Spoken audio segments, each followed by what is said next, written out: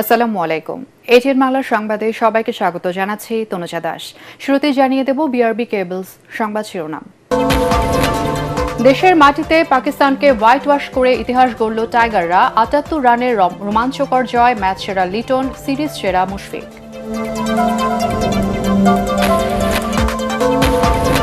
জনগণে আস্থার সংকট হয় এমন কিছু না করতে আনসার বাহিনীকে নির্দেশ প্রধানমন্ত্রীর। চেইন অফ কমান্ড বজায় রাখার তাগিদ।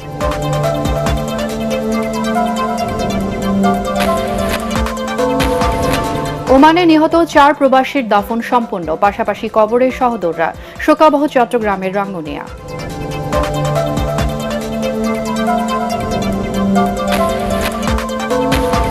অপরাধীর রাজনৈতিক বা সামাজিক অবস্থান বিবেচনা করা হবে না, হুঁশিয়ারি ডিএমপির নতুন কমিশনারের। অব্যাহত থাকছে শীর্ষ সন্ত্রাসীদের বিরুদ্ধে সাঁড়াশি অভিযান। কোরবানির চাহিদার তুলনায় চট্টগ্রামে ৩৫,০০০-এর বেশি পশুর ঘাটতি। খরচ বেড়ে যাওয়ায় কাঙ্ক্ষিত দাম না পেলে লোকসানের শঙ্কায় খামারিরা।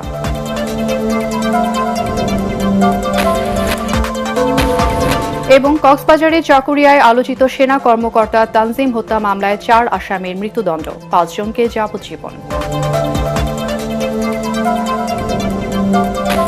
শুনছিলেন বিআরবি কেবলস সংবাদ শিরোনাম। এবারে বিস্তারিত এবং শুরুতেই খেলার খবর। সিলেটে পাকিস্তানকে ৭৮ রানে হারিয়ে ২ ম্যাচ টেস্ট সিরিজে হোয়াইট ওয়াশ করল বাংলাদেশ। ৪৩৭ রানের রেকর্ড রান তাড়া করে অলৌকিক কিছু করতে হতো পাকিস্তানকে। সেই অসম্ভবকে সম্ভব করতে পারেনি শান মাসুদের দল। তাদেরকে হারিয়ে সিলেটের চিরচেনা মাঠে নতুন এক ইতিহাস লিখেছে বাংলাদেশ। সিরিজ জয়ের পাশাপাশি বিশ্ব টেস্ট চ্যাম্পিয়নশিপে পয়েন্ট তালিকায় ভারতকে পেছনে ফেলে পঞ্চম স্থানে উঠে এলো টাইগাররা। প্রথম ইনিংসে বাংলাদেশের ২৭৮ রানের জবাবে ২৩২ রানে অল আউট হয়েছিল পাকিস্তান। বাংলাদেশের ৩৯০ রানের জবাবে ৩৫৮ রানে গুটিয়ে যায় সফরকারীরা। ম্যাচ সেরা লিটন দাস আর সিরিজ সেরা হয়েছে মুশফিক। এই জয়ে টাইগারদের অভিনন্দন জানিয়েছেন প্রধানমন্ত্রী তারেক রহমান। আরও জানাচ্ছেন পরাগ আরমান। কোনো দৈবচয়ন কিংবা অলৌকিক কিছু ঘটাতে পারল না পাকিস্তান। সফরকারীদের হারিয়ে ঠিকই সিলেট টেস্ট জিতে নিল বাংলাদেশ। তাতে ২ ম্যাচ সিরিজে হোয়াইট ওয়াশ করার আনন্দ টাইগার শিবিরে। ৪৩৭ রানের টার্গেট ছুঁতে আগের দিনের ৭ উইকেটে ৩১৬ রান নিয়ে পঞ্চম দিনে খেলতে নামে পাকিস্তান। দিনের শুরুতে রিজওয়ান ও সাজিদ খান জুটি ভাঙার সুযোগ ছিল, কিন্তু নাহিদ রানার বলে স্লিপে রিজওয়ানকে তালুবন্দী করতে ব্যর্থ মেহেদী হাসান মিরাজ। সাজিদ খানকে নিয়ে বাংলাদেশে বোলারদের ভোগান্তিতে ফেলেন রিজওয়ান। স্বপ্নের ডানা মেলতে থাকে তখন পাকিস্তান শিবিরে। ঠিক তখনই সাজিদ খানকে আউট করে ইনিংসে নিজের পঞ্চম উইকেট পূর্ণ করেন তাইজুল ইসলাম। টেস্টে এই নিয়ে ১৮ বার ইনিংসে ৫ উইকেট নিলেন এই বাঁহাতি স্পিনার। সাজিদের বিদায়ের পরের ওভারেই বড় ধাক্কা খায় পাকিস্তান। শরীফুলের বলে মিরাজের হাতে ক্যাচ দেন ৯৪ রানে থাকা রিজওয়ান। তার বিদায়েই নিশ্চিত হয়ে যায় বাংলাদেশের জয়। পাকিস্তানের কফিনে শেষ পেরেকটি ঠুকে দেন তাইজুল। সীমানার কাছাকাছি অভিষিক্ত তানজিদ হাসান তামিম ক্যাচটি লুফে নিতেই বাঁধ ভাঙা উল্লাসে মেতে ওঠে সিলেট স্টেডিয়াম। নিজেদের ক্রিকেট ইতিহাসে এবারই প্রথম ঘরের মাঠে পাকিস্তানের বিপক্ষে টেস্ট সিরিজ জিতল বাংলাদেশ। সেই সঙ্গে তাদেরকে টানা ৪ টেস্টে পরাজিত করার নতুন রেকর্ডও গড়ল শান্ত লিটন মুশফিকরা। তাছাড়া পাকিস্তানকে টানা ২ সিরিজে হোয়াইট ওয়াশ করার স্বাদ পেল লাল সবুজের দল। পরাগ আরমান, এটিএন বাংলা। শৃঙ্খলা, পেশাদারিত্ব ও দেশপ্রেমের ব্রত নিয়ে আনসার ও গ্রাম প্রতিরক্ষা বাহিনী ভবিষ্যতে প্রযুক্তি নির্ভর মানবিক সামাজিক বাহিনী হিসেবে আত্মপ্রকাশ করবে বলে প্রত্যাশা ব্যক্ত করেছেন প্রধানমন্ত্রী তারেক রহমান। আনসার ও গ্রাম প্রতিরক্ষা বাহিনীর ৪৬তম জাতীয় সমাবেশে তিনি বলেন, শৃঙ্খলা ও চেইন অফ কমান্ড বজায় রেখে দায়িত্ব পালন করতে হবে। জনমনে আস্থার সংকট সৃষ্টি হয় এমন কিছু না করতে বাহিনীর সদস্যদের বিশেষভাবে সতর্ক থাকার নির্দেশ দেন প্রধানমন্ত্রী। আরও জানাচ্ছেন কামরুজ্জামান রাজীব। আনসার ও গ্রাম প্রতিরক্ষা বাহিনীর ৪৬তম সমাবেশ উপলক্ষে গাজীপুরের শফিপুরে বাহিনীর কুচকাওয়াজ অনুষ্ঠানে যোগ দেন প্রধানমন্ত্রী তারেক রহমান। শুরুতেই সরকার প্রধান মহান মুক্তিযুদ্ধে শহীদদের স্মৃতিসৌধে পুষ্পস্তবক অর্পণ করে শ্রদ্ধা নিবেদন করেন।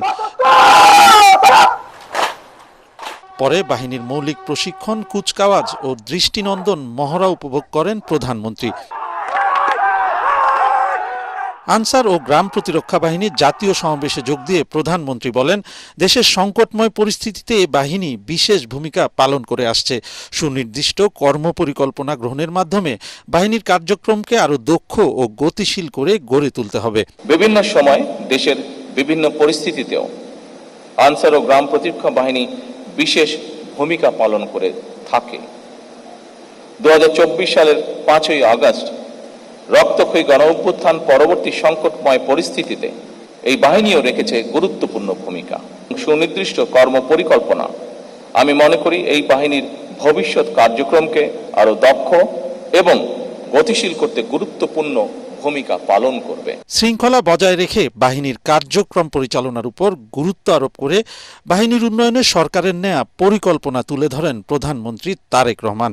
চেইন অফ কমান্ড এবং ডিসিপ্লিন মেনে চলা, এই দুটি বিষয়ে সামান্যতম অবহেলা পরিলক্ষিত হলেও কোনো একটি বাহিনী সুশৃঙ্খল বাহিনী হয়ে উঠতে পারে না। আপনাদের এই বিষয়টি গভীরভাবে মনে রাখতে হবে। কোনো বাহিনীর মধ্যে ডিসিপ্লিনের অভাব পরিলক্ষিত হলে তাদের সম্পর্কে জনমনে আস্থার সংকট সৃষ্টি হয়। আনসার ও গ্রাম প্রতিরক্ষা বাহিনী সমন্বিতভাবে দেশের নিরাপত্তা ও তৃণমূলের আর্থ-সামাজিক উন্নয়নে গুরুত্বপূর্ণ ভূমিকা রাখছে উল্লেখ করে সরকার প্রধান বলেন, এ বাহিনীকে মানবিক ও দক্ষ বাহিনীতে পরিণত করা হবে। আপনাদের নিষ্ঠা, শৃঙ্খলা, পেশাদারিত্ব এবং গভীর দেশপ্রেমের মাধ্যমে বাংলাদেশ আনসার ও গ্রাম প্রতিরক্ষা বাহিনী ভবিষ্যতে প্রযুক্তি নির্ভর মানবিক সামাজিক বাহিনী হিসাবে ইনশাল্লাহ আত্মপ্রকাশ করবে। পরে একাডেমিতে বাহিনীর সদস্যদের তাঁত বুনন, মৃৎশিল্প, গবাদি পশুর খামার ও ভাষা প্রশিক্ষণ কেন্দ্র পরিদর্শন করেন প্রধানমন্ত্রী। বাহিনীর সদস্যদের উপস্থাপনায় মনোজ্ঞ সাংস্কৃতিক অনুষ্ঠানও উপভোগ করেন সরকার প্রধান।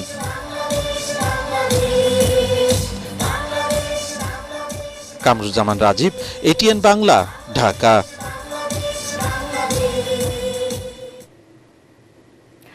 বিগত সময়ে ভুয়া ও বিভ্রান্তিকর আর্থিক প্রতিবেদনের কারণে দেশের ঋণ খেলাপির পরিমাণ বেড়েছে বলে মন্তব্য করেছেন অর্থমন্ত্রী আমির খসরু মাহমুদ চৌধুরী। তিনি বলেন, আর্থিক খাতে স্বচ্ছতা নিশ্চিত করা গেলে ব্যাংকিং খাত আরও শক্তিশালী হবে এবং অর্থনীতির প্রকৃত চিত্র উঠে আসবে। একই সঙ্গে খুব শীঘ্রই দেশে উল্লেখযোগ্য বৈদেশিক বিনিয়োগ আসবে বলেও আশাবাদ জানান তিনি। বুধবার রাজধানীর একটি হোটেলে ফিনান্সিয়াল রিপোর্টিং কাউন্সিল এফআরসি আয়োজিত এফএআর সামিটে প্রধান অতিথির বক্তব্যে অর্থমন্ত্রী বলেন, দুর্বল আর্থিক প্রতিবেদনের কারণে ব্যাংকগুলো ভুল তথ্যের ভিত্তিতে ঋণ দেয়, অদক্ষ প্রতিষ্ঠান অর্থায়ন পায় এবং করের আওতা সংকুচিত হয়। তাই জাতীয় অর্থনীতির স্বার্থে আর্থিক প্রতিবেদন ব্যবস্থাকে আরও শক্তিশালী করার উপর গুরুত্ব আরোপ করেন তিনি।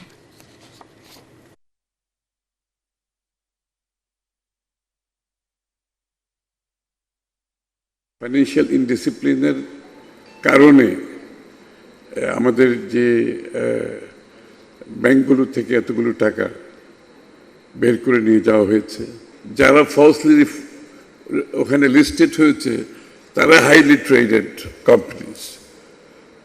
এবং যখন এই ধরনের একটা চিত্র সামনে আসে তখন কিন্তু ফান্ডামেন্টাল যেসব কোম্পানির ভালো, যারা ভালো শেয়ার অফার করতে পারে, তারা কিন্তু এরকম একটা মার্কেটে আসার কোনো সুযোগ নাই। টিকা সংকট নিয়ে বিগত সরকারকে বারবার সতর্ক করা হয়েছিল বলেও জানিয়েছেন বাংলাদেশে ইউনিসেফ প্রতিনিধি রানা ফ্লাওয়ার্স। রাজধানীতে এক সংবাদ সম্মেলনে তিনি জানান, টিকা কেনা নিয়ে টাকার সংকট ছিল না, ক্রয় সংক্রান্ত জটিলতা সৃষ্টি হয়েছিল। রানা ফ্লাওয়ার্স বলেন, টিকা নিয়ে ইউনিসেফ কখনো ব্যবসা করে না। I can tell you, I sat with the interim advisor and the staff on at least 10 occasions, and the staff, between me and the staff, sitting, saying, we are worried. Look at my face. I am worried you're going to face an outage. It was obvious there was a problem coming if we couldn't get the vaccines into the country.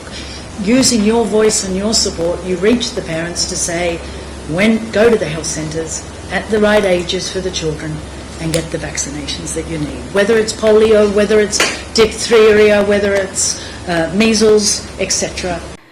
ওমানে গাড়ির ভেতরের বিষাক্ত গ্যাসে নিহত 4 ভাইয়ের দাফন সম্পন্ন হয়েছে। চট্টগ্রামের রাঙ্গুনিয়ার লালনগর ইউনিয়নের বান্দর বাজার পাড়া গ্রামে জানাজা শেষে পারিবারিক কবরস্থানে তাদের দাফন করা হয়। এ সময় সেখানে শোকাবহ পরিবেশের সৃষ্টি হয়। এর আগে মঙ্গলবার রাতে দেশে এসে পৌঁছায় তাদের মরদেহ। বিমানবন্দরে তাদের মরদেহ পরিবারের কাছে হস্তান্তর করেন স্থানীয় সংসদ সদস্য হুম্মাম কাদের চৌধুরী। গত 12 মে ওমানের মুলাদ্দা এলাকায় শপিং করতে গিয়ে পার্ক করা গাড়ির ভেতরের গ্যাসে অসুস্থ হয়ে মারা যান 4 সহোদর। বিস্তারিত জানাচ্ছেন ইরফানুল হক। একসাথে প্রবাসে 4 ভাইয়ের মৃত্যু মেনে নিতে পারছেন না পরিবার ও স্বজনরা। তাদের লাশবাহী গাড়ি এলাকায় পৌঁছালে শোকাবহ পরিবেশের সৃষ্টি হয়। দারিদ্র্যের কষাঘাতে জর্জরিত পরিবারের হাল ধরতে ওমান পাড়ি জমিয়েছিলেন এই 4 ভাই। প্রবাসে কেউ করতেন ব্যবসা, কেউ বা চাকুরি। কষ্টার্জিত টাকায় নিজ গ্রামে তৈরি করেছিলেন 2 তলা ভবনও, কিন্তু সেই নতুন ঘরে থাকা হলো না তাদের। এদিকে রাঙ্গুনিয়ায় সকালে তাদের জানাজার নামাজ অনুষ্ঠিত হয়। এতে হাজারো মানুষ অংশ নেন। ঢল নামে হাজার হাজার সাধারণ মানুষের। জানাজা শেষে রাঙ্গুনিয়ার লালানগর পারিবারিক কবরস্থানে চিরনিদ্রায় শায়িত হন 4 ভাই। আর এর মাধ্যমেই চিরতরে নিভে গেল একটি পরিবারের স্বপ্ন। আমাদের চট্টগ্রামে এইরকম মর্মান্তিক দুর্ঘটনা আর হয় নাই। বিদেশে যুগে যুগে অনেক, আমার ভাইও 9 সালে বেলর হাসপাতালে মারা গেছেন, আমাদের আশেপাশে অনেকে মারা গেছেন, কিন্তু এই দুর্ঘটনা এরকম বিরল ঘটনা আর ইতিহাসের জন্য বিরল। তো কোনো অবস্থাতে মেনে নেওয়ার মতো না। এটা তো একটা অকল্পনীয় বিষয়। হয়তো এক পরিবারের 4 জন লোক একসাথে মারা যাওয়া, কিন্তু সহ্য করতে পারবে? এর আগে মঙ্গলবার রাতে ওমান থেকে বাংলাদেশ বিমানের একটি ফ্লাইটে মরদেহগুলো দেশে আনা হয়। বিমানবন্দরে সরকারের পক্ষ থেকে মরদেহ গ্রহণ ও পরিবারের কাছে হস্তান্তর করেন চট্টগ্রাম 7 আসনের সংসদ সদস্য হুম্মাম কাদের চৌধুরী। দ্রুত মরদেহ দেশে ফিরিয়ে আনতে ওমান সরকারের সাথে সার্বক্ষণিক যোগাযোগের কথা জানান তিনি। একই সাথে নিহত প্রত্যেকের পরিবারের জন্য 35,000 টাকা করে আর্থিক সহায়তার ঘোষণা দেন সংসদ সদস্য। বিদেশ থেকে, ওমান থেকে তাদের লাশগুলো সুন্দরভাবে স্মুথলি দেশে আনার ক্ষেত্রে কিন্তু আমাদের মাননীয় এমপি মহোদয় থেকে শুরু করে আমরা কিন্তু সার্বক্ষণিক যোগাযোগ করছি। ওমান যে এম্বাসি আছে, আমাদের ওমান অস্ত যে বাংলাদেশের যে এম্বাসি, সেখানে দূতাবাস, ওনাদের সাথে প্রতিনিয়ত যোগাযোগ হচ্ছেন এবং আমাকে বিশেষ করে নির্দেশনা দিয়েছেন যেটা যাতে স্মুথলি সুন্দরভাবে জানাজা পর্যন্ত সুন্দরভাবে সম্পন্ন হয়। গেল মঙ্গলবার ওমানের রাজধানী মাসকাট থেকে 100 কিলোমিটার দূরে মোলাদ্দা শহরে গাড়ির ভেতর থেকে উদ্ধার করা হয় এই 4 ভাইয়ের নিতর দেহ। ইরফানুল হক, এটিএন বাংলা, চট্টগ্রাম। অপরাধী যেই হোক, তার রাজনৈতিক কিংবা সামাজিক অবস্থান বিবেচনা করা হবে না বলে হুঁশিয়ারি দিয়েছেন ডিএমপি নবনিযুক্ত কমিশনার মোসলেউদ্দিন আহমদ। রাজধানীর অপরাধ নিয়ন্ত্রণে মাদক, সন্ত্রাস, চাঁদাবাজ, উগ্রবাদ, কিশোর গ্যাং এবং মব কালচার কঠোরভাবে দমন করা হবে বলেও জানান তিনি। জুলাই অভ্যুত্থান পরবর্তী জামিনে বের হওয়া শীর্ষ সন্ত্রাসীদের বিরুদ্ধে সাঁড়াশি অভিযান চলমান রয়েছে বলে উল্লেখ করেন ডিএমপি কমিশনার। দেখুন GM তসলিমার রিপোর্ট। ঢাকা মেট্রোপলিটন পুলিশের দায়িত্ব গ্রহণের 3 দিন পর গণমাধ্যমের মুখোমুখি হন নবনিযুক্ত কমিশনার মোসলেউদ্দিন আহমদ। নগরীর আইন শৃঙ্খলা পরিস্থিতির কথা তুলে ধরে তিনি জানান, রাজধানীর থানাগুলো দালালমুক্ত করতে কাজ করছে পুলিশ। থানায় সেবা নিতে গিয়ে কেউ যেন হয়রানির শিকার না হয় সে ব্যাপারে কঠোর নির্দেশনা দেওয়া হয়েছে। সেবা প্রার্থীদের জন্য থানা হবে জনবান্ধব, সেবাবান্ধব এবং থানায় কোনো দালালের অস্তিত্ব থাকবে না। যদি কোনো থানায় কোনো দালালের সংবাদ আপনারা পান, সাথে সাথে আমাদেরকে জানাবেন, আমরা তার বিরুদ্ধে ব্যবস্থা নেব। আইন শৃঙ্খলার উন্নয়ন ও জননিরাপত্তা নিশ্চিত করাই পুলিশের অন্যতম প্রধান চ্যালেঞ্জ বলে মনে করেন ডিএমপি কমিশনার। রাজনৈতিক পরিচয়ে কোনো অপরাধীকে ছাড় দেওয়া হবে না বলেও জানান ডিএমপি কমিশনার। একই সঙ্গে মব কালচারের বিষয়ে 0 টলারেন্স নীতি গ্রহণ করা হবে বলেও জানান তিনি। আমি আপনাদেরকে দৃঢ়চিত্তে বলতে চাই যে মব কালচার হবে না ঢাকা শহরে, এবং যদি কেউ মব কালচার করার চেষ্টা করে সেক্ষেত্রে তাদের বিরুদ্ধে আমরা কঠোর আইনি ব্যবস্থা নেব। আর এই ক্ষেত্রে আমাদের কোনো দল বা মতের বিবেচনা করার সুযোগ নাই। জামিনে থাকা শীর্ষ সন্ত্রাসীরা অপরাধে জড়ালেই কঠোর ব্যবস্থা নেওয়ার নির্দেশ ডিএমপি কমিশনারের।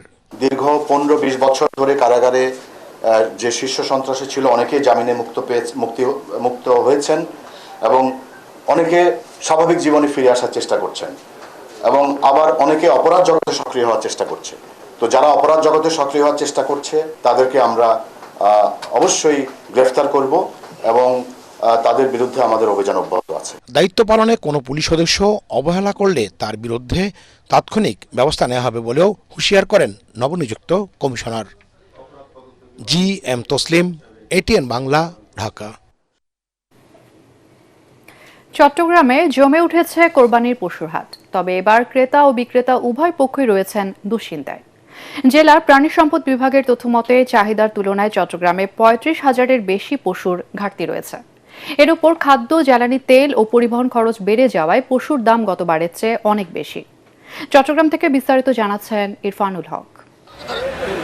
চট্টগ্রামের সাগরিকা কিংবা বিবির হাট, সবখানেই এখন পশুর সারি। দূর দূরান্ত থেকে প্রান্তিক খামারি আর ব্যবসায়ীরা গরু নিয়ে আসছেন চট্টগ্রামের পশুর হাটগুলোতে। তবে বাজারের হাকডাক ছাপিয়ে এবার আলোচনায় পশুর সংকট আর বাড়তি দাম। জেলা প্রাণী সম্পদ বিভাগের তথ্যমতে চট্টগ্রামে পশুর চাহিদা প্রায় 8 লাখেরও বেশি, কিন্তু যোগানে ঘাটতি রয়েছে প্রায় 35,000-এরও বেশি পশুর। এই বিশাল শূন্যতা আর পশু খাদ্যের চড়া দামে শুরুতেই অস্থির চট্টগ্রামের পশুর হাটগুলো। বিক্রেতারা বলছেন, মধ্যপ্রাচ্যের যুদ্ধ পরিস্থিতিতে জ্বালানি সংকট ও পরিবহন খরচ বেড়ে যাওয়ায় পশুর দাম গতবারের তুলনায় অনেকটাই বেশি। এই জন্য দামও বেশি, এই জন্য আমরা দাম একটু বেশি চাচ্ছি। তেলের দাম বাড়ি, ট্রাকের ভাড়া লাগলো বেশি, আড় ভাড়া লাগছে বেশি, ভুসির দাম বেশি। যদি কমে বেচায় আমাদের খুব লস হবে। অন্যান্য বছর তুলনায় গত বছরের থেকে এবছরে গরুর দাম অনেক বাড়তি। ছোট গরুর প্রতি 20 থেকে 30,000 টাকা বাড়তি মনে হচ্ছে এবার। বাজারে ছোট ও মাঝারি সাইজের দেশি গরুর চাহিদা থাকলেও দামে যেন আগুন। নিজের বাজেটের সাথে পশুর দাম মেলাতে হিমশিম খাচ্ছেন সাধারণ মানুষ। খামারিদের দাবি, শ্রমিকের মজুরি ও ওষুধের দাম বাড়ায় পশুপালনের খরচ এখন নিয়ন্ত্রণের বাইরে। প্রতিদিন গরু আসতেছে, আরো আসবে এবং বেচা বিক্রি শুরু হয়ে গেছে, দিনের পর দিন আরো বাড়তে থাকবে। অন্যান্য বছরের তুলনায় এবার কিছুটা দাম বাড়তি হওয়াতে বিপাকে ক্রেতা বিক্রেতারা। দামে কিছুটা সামঞ্জস্য ফিরিয়ে আসুক, প্রতিটি ঘরে ঈদের আনন্দ ছড়িয়ে পড়ুক, এমনটাই প্রত্যাশা হাটে আসা ক্রেতা বিক্রেতাদের। ইরফানুল হক, ATN বাংলা, চট্টগ্রাম। কোরবানির ঈদকে সামনে রেখে যশোর, খাগড়াছড়ি, মাদারীপুর, জয়পুরহাটের খামারগুলোতে চলছে শেষ মুহূর্তের ব্যস্ততা।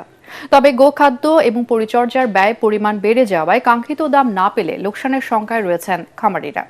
একই সাথে কোরবানির হাটে ভারতীয় গরুর অনুপ্রবেশ ঠেকাতে কঠোর নজরদারি দাবি তাদের। এদিকে প্রাণী সম্পদ বিভাগ জানিয়েছে, সীমান্ত দিয়ে অবৈধভাবে পশু আসা বন্ধে তৎপর রয়েছে প্রশাসন। প্রতিনিধিদের পাঠানো তথ্যচিত্রে আরো জানাচ্ছেন মাসুদ রানা। ঈদুল আজহাকে সামনে রেখে যশোরের ছোট বড় খামারগুলোতে এখন দম ফেলার ফুরসত নেই। দেশি জাতের পাশাপাশি খামারগুলোতে শোভা পাচ্ছে বিদেশি জাতের নানা পশু। খামারিদের দাবি, কোনো রকম ক্ষতিকর ঔষধ ছাড়াই সম্পূর্ণ প্রাকৃতিক উপায়ে পশু মোটা তাজা করা হয়েছে। তবে গোখাদ্যের চড়া দামে দুশ্চিন্তায় বেড়েছে তাদের। খাবারের দাম বাড়ার ক্ষেত্রে আমাদের গরু বা লালন পালন করে বা খুব বেশি আমরা লাভবান হতে পারছি না। আশা করতেছি ইন্ডিয়ান গরু তো না ঢোকে, আমার গরুগুলো ভালো দামে বিক্রয় করতে পারে। গরুতে লাভ হয় না। আমি কুরবানিতে আমার বয়সে গরু বেচতে পারিনি, বড় বড় গরু তৈরি করি কিন্তু বিক্রি হয় না।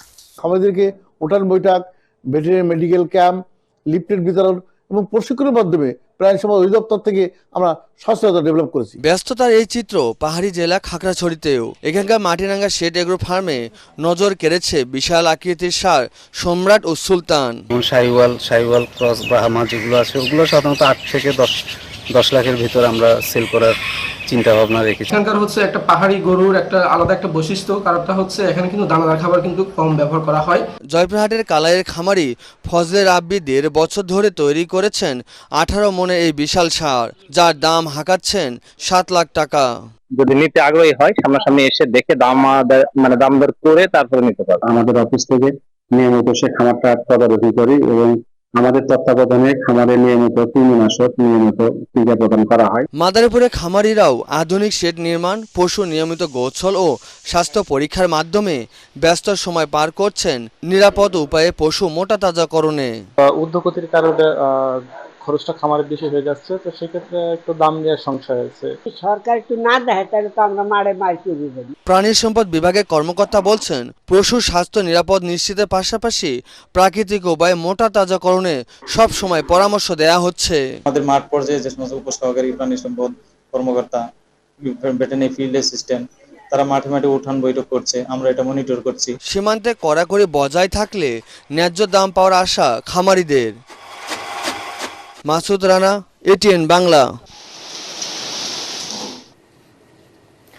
কক্সবাজারের চকরিয়ায় আলোচিত সেনা কর্মকর্তা লেফটেন্যান্ট তানজিম সারওয়ার নির্জন হত্যা মামলায় 4 আসামিকে মৃত্যুদণ্ড দিয়েছে আদালত। একই সাথে 5 জনকে যাবজ্জীবন কারাদণ্ড এবং 4 জনকে 10 বছর করে কারাদণ্ড দেওয়া হয়। দুপুরে কক্সবাজারের অতিরিক্ত জেলা ও দায়রা জজ 5ম আদালতের বিচারক মোহাম্মদ আবুল মনসুর সিদ্দিকী দীর্ঘ শুনানি, সাক্ষ্য প্রমাণ ও আলামত পর্যালোচনা শেষে এ রায় ঘোষণা করেন।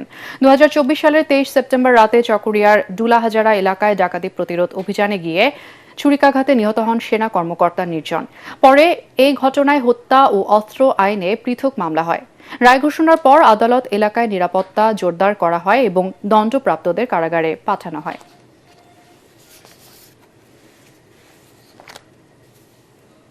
এবার ইরান আমেরিকা যুদ্ধ প্রসঙ্গ।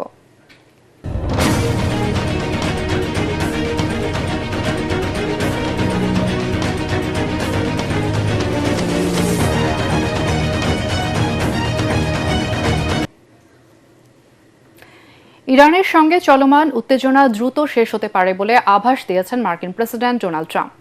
তবে প্রয়োজনে নতুন করে সামরিক হামলাও চালানো হতে পারে বলে হুঁশিয়ারি দেন তিনি।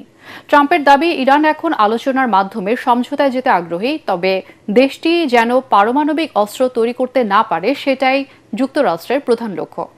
তিনি আরও বলেন, সম্প্রতি যুক্তরাষ্ট্র হামলার প্রস্তুতি নিয়েছিল এবং নৌবাহিনীর জাহাজে ক্ষেপণাস্ত্র সহ বিভিন্ন অস্ত্র প্রস্তুত রাখা হয়েছিল। তবে সৌদি আরব, সংযুক্ত আরব আমিরাত ও কাতারের নেতাদের অনুরোধে সেই সিদ্ধান্ত আপাতত স্থগিত করা হয়। অন্যদিকে ইরানও পাল্টা কঠোর বার্তা দিয়েছে। দেশটির পররাষ্ট্রমন্ত্রী বলেছেন, যুক্তরাষ্ট্র বা ইসরায়েল আবারও হামলা চালালে ইরান আরও শক্তভাবে জবাব দেবে। ইরানের সামরিক কর্মকর্তারা জানিয়েছেন, নতুন হামলা হলে তারা নতুন ফ্রন্ট খুলে পাল্টা পদক্ষেপ নিতে পারে। এতে দুই দেশের মধ্যে উত্তেজনা আবারও বাড়ার আশঙ্কা তৈরি হয়েছে। সাবেক প্রধানমন্ত্রী শেখ হাসিনাকে দেশে ফিরে আদালতে আত্মসমর্পণ করার আহ্বান জানিয়েছেন সমাজ কল্যাণ এবং মহিলা ও শিশু বিষয়ক মন্ত্রী অধ্যাপক ডক্টর AZM জাহিদ হোসেন। তিনি বলেন, শেখ হাসিনার বুকে সাহস থাকলে দেশে ফিরে এসে আদালতে আত্মসমর্পণ করুক, দেশের মানুষও তাই চায়। সাভারের পশ্চিম ব্যাংক টাউন এলাকায় বিশেষ চাহিদা সম্পন্ন ব্যক্তিদের জন্য নির্মাণাধীন ক্রীড়া কমপ্লেক্স প্রকল্প পরিদর্শন শেষে মন্ত্রী এই মন্তব্য করেন। দুর্নীতির বিরুদ্ধে বর্তমান সরকারের জিরো টলারেন্স নীতি পুনর্ব্যক্ত করে তিনি স্পষ্ট জানান, দুর্নীতি করে কেউ পার পাবে না।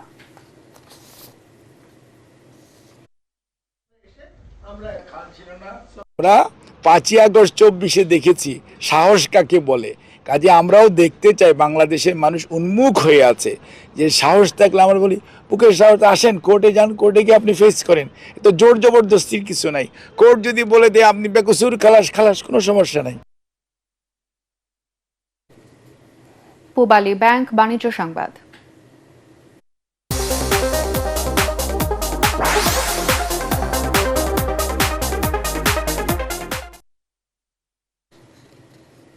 রাজধানীতে কোরবানির পশুর হাট বসবে আগামী রবিবার থেকে ঈদের দিন বৃহস্পতিবার পর্যন্ত। এই 5 দিনের হাটে হাসিল আদায় করা যাবে শতকরা 5 টাকা। অতিরিক্ত হাসিল দাবি করলে ইজারা বাতিল করা হবে বলে জানিয়েছেন ঢাকা উত্তর সিটি কর্পোরেশনের প্রশাসক শফিকুল ইসলাম খান মিল্টন। ইজারাদার সহ অংশীজনদের সাথে মতবিনিময়কালে এসব কথা বলেন তিনি। এ সময় ব্যাংকিং খাতের প্রতিনিধিরা বলেন, নিরাপত্তার স্বার্থে হাটে ডিজিটাল লেনদেনের ব্যবস্থা থাকবে।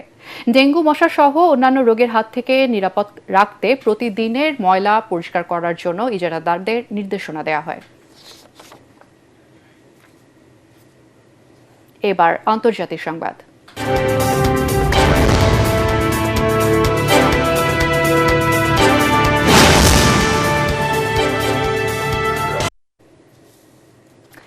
বেজিংয়ে অনুষ্ঠিত উচ্চ পর্যায়ের দ্বিপাক্ষিক বৈঠকে রাশিয়ার প্রেসিডেন্ট ভ্লাদিমির পুতিন ও চীনের প্রেসিডেন্ট শি জিনপিং দুই দেশের কৌশলগত অংশীদারিত্বকে নতুন যুগে নিয়ে যাওয়ার অঙ্গীকার পুনর্ব্যক্ত করেছেন।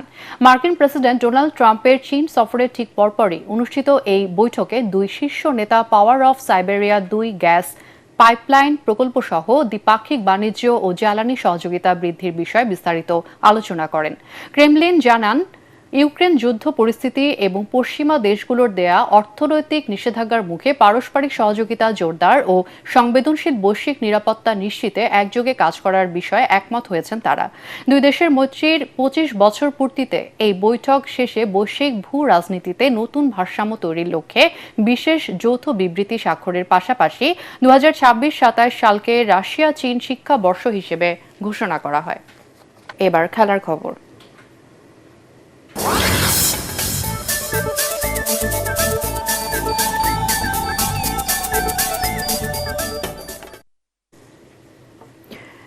রবার্তো মার্তিনেজের ঘোষিত ২৭ সদস্যের পর্তুগাল দলে থাকা মানে ক্রিস্টিয়ানো রোনালদো ষষ্ঠবারের মতো বিশ্বকাপ খেলছেন।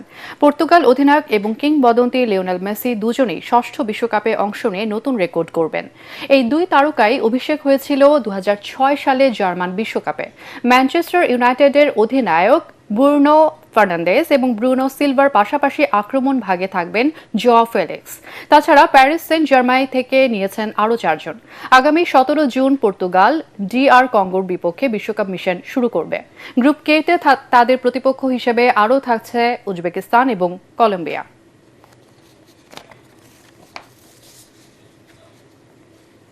শেষ করার আগে BRB কেবলস সংবাদ শিরোনাম আরও একবার। দেশের মাটিতে পাকিস্তানকে হোয়াইট ওয়াশ করে ইতিহাস গড়ল টাইগাররা। ৭৮ রানের রোমাঞ্চকর জয়। ম্যাচ সেরা লিটন, সিরিজ সেরা মুশফিক।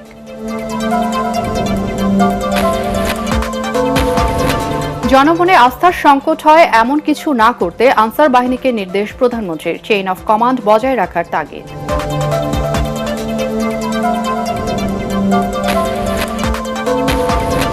ওমানে নিহত ৪ প্রবাসীর দাফন সম্পন্ন, পাশাপাশি কবরে সহোদররা। শোকাবহ চট্টগ্রামের রাঙ্গুনিয়া।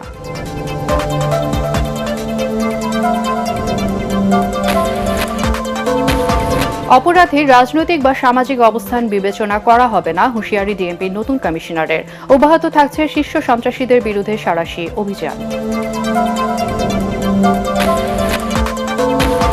কোরবানির চাহিদার তুলনায় চট্টগ্রামে ৩৫,০০০-এর বেশি পশুর ঘাটতি। খরচ বেড়ে যাওয়ায় কাঙ্ক্ষিত দাম না পেলে লোকসানের শঙ্কায় খামারিরা।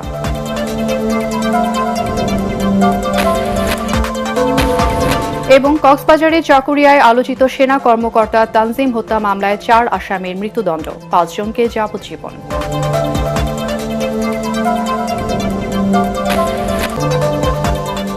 আর এই ছিল এখনকার সংবাদ। আমাদের ATN বাংলা সংবাদ ইউটিউবে দেখতে ব্রাউজ করুন youtube/ATN Bangla News।